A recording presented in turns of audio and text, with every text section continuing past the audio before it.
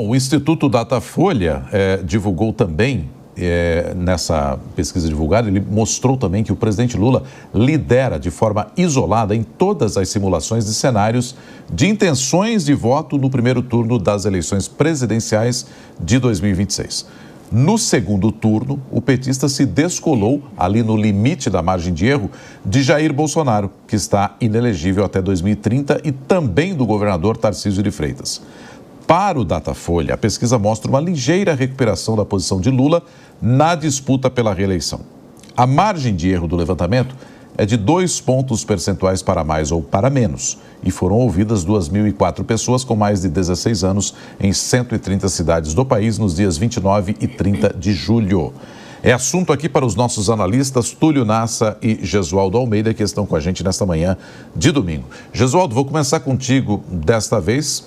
Que interpretação que você tem dessa pesquisa, à medida em que a gente tem aí um descolamento do Lula e um melhor posicionamento dele também no primeiro turno? Isso em relação a vários cenários que o Datafolha colocou ali de pessoas que poderiam enfrentá-lo num espectro mais à direita da nossa política. Gesualdo.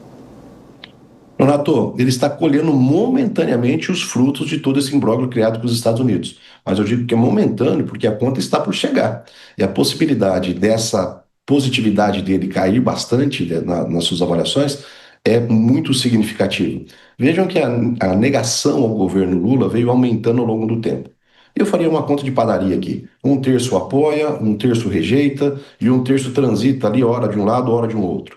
Ocorre que esse 1/3 que o apoia hoje perfaz apenas 29%. Portanto, ele tem perdido credibilidade na sua massa de apoio. E aqueles que estariam transitando entre hora cá, hora lá, estão pro lado de lá. São 40% que o desaprovam. Portanto, não obstante ele ter melhorado nos índices de confronto direto numa eventual eleição, tanto no primeiro quanto no segundo turno, a sua desaprovação ainda é muito significativa. E o que chama atenção nesses dados é que a principal nicho que o desaprova é da classe média baixa, algo em torno de 62%, que sente na pele a inflação, mas que sempre foi a base do eleitorado do petismo. É exatamente na base que ele precisa reconstruir a sua imagem para tentar se consolidar como um candidato aí em 2026. E, Túlio, esse índice de desaprovação do presidente Lula chama atenção também à medida que a gente está perto das eleições aí, é o ano pré-eleitoral. Pois é, Paula, o Gesualdo tocou num ponto muito importante. O índice de aprovação do governo não aumentou.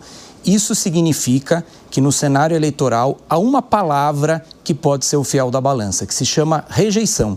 Isso mesmo. Se nós olharmos para um histórico recente, nós vamos verificar, por exemplo, nas eleições para a Prefeitura de São Paulo, que é um termômetro, né, do índice eleitoral brasileiro, nós vamos perceber, por exemplo, que numa época em que o brasileiro estava num sentimento de rejeição contra a política, contra o sistema, João Dória foi eleito em primeiro turno, né, pela primeira vez na história de São Paulo, sem nunca ter ocupado um cargo público, e na sequência Jair Bolsonaro foi eleito presidente da República sem nenhum favoritismo anterior, exatamente por conta dessa rejeição ao antipolítico, ao antissistema.